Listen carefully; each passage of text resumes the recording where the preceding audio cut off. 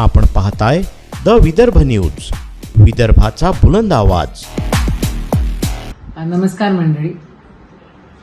काँग्रेस पक्षाचा संघटन सृजनचा कार्यक्रम मोठ्या प्रमाणामध्ये सुरू आहे. आत्ता ही 7वी फेज आहे महाराष्ट्राची आणि आपल्या अमरावती जिल्ह्यामध्ये पण ते कार्यक्रम चांगले झाले. सगळीकडे सगळ्यांच्या भेटीगाठी झाल्या. निरीक्षक ऑल इंडिया काँग्रेस कमिटीचे इथे आले. अहमद साहेब, भाई जगताप साहेब या ठिकाणी आले आणि चर्चा झाल्या, भेटी झाल्या.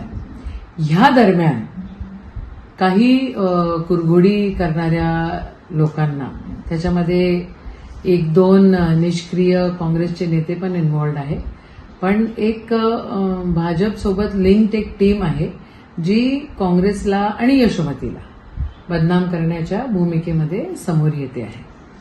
तर ती समोर म्हणजे ही मंडळी ज्या वेळेला सत्तेत होती त्यावेळेला त्यांनी काँग्रेसचं काहीही केलेलं नाही. कोणी जिल्हा परिषदमध्ये होतं, कोणी आमदार होतं, कोणी मंत्री झालेलं होतं आणि ही कुरघोडीची एक टीम करून ठेवलेली आहे की मग काँग्रेसला जर नुकसान पोचवायचं असेल तर यशोमतीला बदनाम केलं पाहिजे.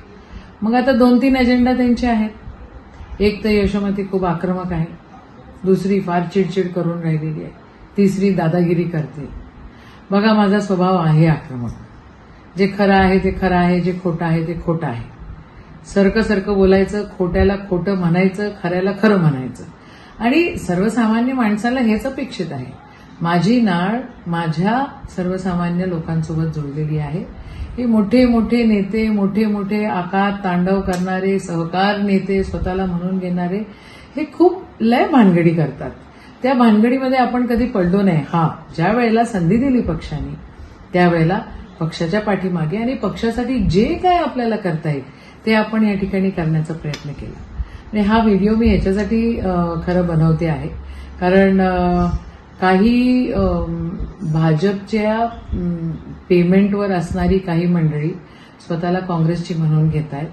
काही 1-2 नेते स्वतःच्या काँग्रेसचे नेते ज्यांच्या आत्मा असंतुष्ट राहिलेला आहे ते पण या सगळ्या कुरघोडीच्या मागे, आणि जास्त लोक नाही आहे, मोजून 8-20-25 लोक असतील आणि एक तो मोठा नेता असेल आणि त्यांची लिंक सगळी कुठे जाते तर ती लोकसभेमध्ये जाते. लोकसभेमध्ये एक सामान्य माणसाला आपण सपोर्ट केलं, पंजाचा माणूस निवडून आणलेला आहे, ते काही लोकांना जीवावर आलेलं आहे आणि काही लोकांना यशोमतीला बदनाम करायचं आहे आणि काही लोकांना काँग्रेसला बदनाम करायचं आहे.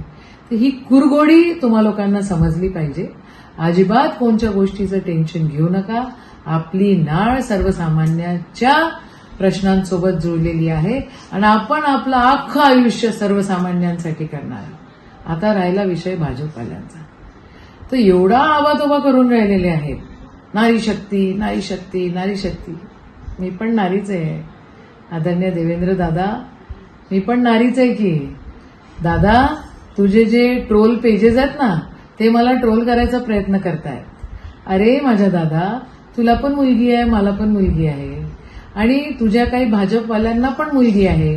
त्यांच्या मुलं फॉरेनमध्ये का राहतात हे मला काय तू सांगायला नाव नको रे दादा.